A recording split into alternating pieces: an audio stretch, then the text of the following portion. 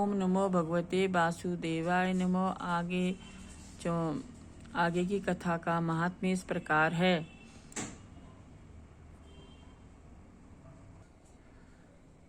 ऋषियों ने पूछा, हे सूजी, पीपल के वृक्ष की शनिवार के अलावा सप्ताह के शेष दिनों में पूजा क्यों नहीं की जाती है? सूजी बोले, हे ऋषियों, समुद्र मंथन करने से देवताओं को जो रत्न प्राप्त हुए उसमें से देवताओं ने लक्ष्मी जी और कौस्तुभमणि भगवान विष्णु को समर्पित कर दी। जब भगवान विष्णु लक्ष्मी जी से विवाह करने के लिए तैयार हुए तो लक्ष्मी जी बोली, हे प्रभु, जब तक मेरी बड़ी बहन की शादी नहीं होती, उसका विवाह नहीं होता है, तब तक मैं आपसे शादी नहीं कर सकती हूँ। तो जब यही दुनिया की रीति है, इसलिए आप पहले मेरी बड़ी बहन का विवाह करा दीजिए, उसके बाद आप मुझसे विवाह कीजिए। सूजी ने कहा, लक्ष्मी जी के मुख से ऐसे वचन सुनकर भगवान विष्णु ने लक्ष्मी जी की बड़ी बहन का विवाह उद्दालक ऋषि के साथ संपन्न करा दिया। लक्ष्मी जी की बड़ी बहन अलक्ष्मी जो बड़ी कुरूप थी, उसका बड़ा मुख बड़ा और दांत चमकते हुए, उसकी देह वृद्धा की भांति, नेत्र बड़े बड़े और बाल रूखे थे। भगवान विष्णु द्वारा आग्रह किए जाने पर ऋषि उद्दालक उससे विवाह करके उसे वेद मंत्रों की ध्वनि से गुंजाते हुए अपने आश्रम ले आए। वेद ध्वनि से गुंजित हवन के पवित्र धुएं से सुगंधित उस ऋषि के सुंदर आश्रम को देख करके अलक्ष्मी को बहुत दुख हुआ। वह महर्षि उद्दालक से बोली, चूंकि इस आश्रम में वेद ध्वनि गूंज रही थी, इसलिए यह स्थान मेरे रहने योग्य नहीं है, इसलिए आप मुझे यहाँ से अन्यत्र ले जाएं।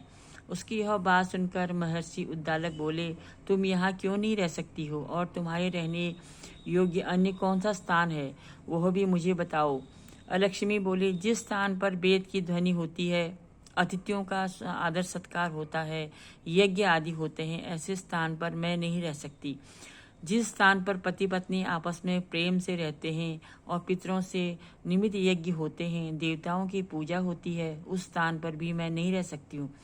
जिस स्थान पर वेदों की ध्वनि न हो, अतिथियों का आदर सत्कार न होता है, यज्ञ नहीं होते हैं, पति पत्नी आपस में कलेश करते हैं, पूज्य वृद्धों, सत्पुरुषों और मित्रों का अनादर होता है, जहाँ दुराचारी, चोर, परस्त्रीगामी मनुष्य निवास करते हों, जिस स्थान पर गायों की हत्या की जाती है, मद्यपान, ब्रह्म हत्या आदि पाप होते हैं, ऐसे स्थानों पर मैं प्रसन्नता पूर्वक निवास करती हूँ। सूजी बोले, अलक्ष्मी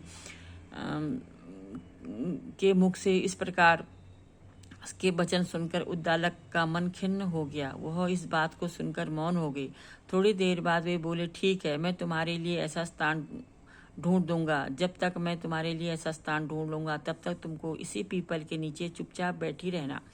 महर्षि उद्दालक उसे पीपल के वृक्ष के नीचे बिठाकर उसके रहने योग्य स्थान की खोज में निकल पड़े। परंतु जब बहुत समय तक प्रतीक्षा करने पर भी वे वापस नहीं लौटे तो अलक्ष्मी विलाप करने लगी। जब बैकुंठ में बैठी लक्ष्मी जी ने अपनी बहन अलक्ष्मी का विलाप सुना तो वह व्याकुल हो गई। वे दुखी होकर के भगवान विष्णु से बोली, हे प्रभु, मेरी बड़ी बहन पति द्वारा त्यागे जाने पर अत्यंत दुखी है। यदि मैं आपकी प्रिय पत्नी हूँ तो आप इसे आश्वासन देने के लिए उसके पास चलिए। लक्ष्मी जी की प्रार्थना पर भगवान विष्णु लक्ष्मी जी सहित उस पीपल के वृक्ष के पास गए, जहाँ अलक्ष्मी बैठ करके विलाप कर रही थी। उसको आश्वासन देते हुए भगवान विष्णु बोले, हे लक्ष्मी, तुम इसी पीपल के वृक्ष की जड़ में सदैव के लिए निवास करो, क्योंकि इसकी उत्पत्ति मेरे ही अंश से हुई है और इसमें सदैव मेरा ही निवास रहेगा। प्रत्येक वर्ष से गृहस्थ लोग तुम्हारी पूजा करेंगे और उन्हीं के घर से तुम्हारी छोटी बहन का वास होगा। उन्हीं के घर में तुम्हारी छोटी बहन का वास होगा।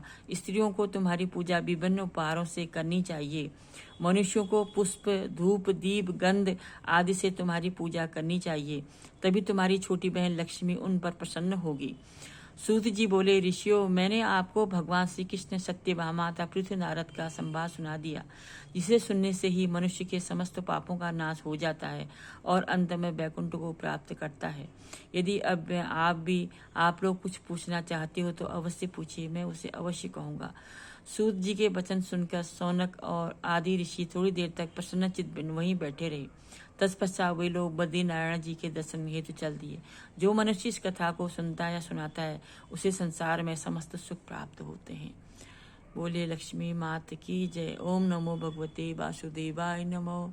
ये कथा यहाँ पर आज समाप्त होती है। कल के लिए, आगे के लिए फिर कल शायद 35वां अध्याय है, शायद लास्ट कथा होगी।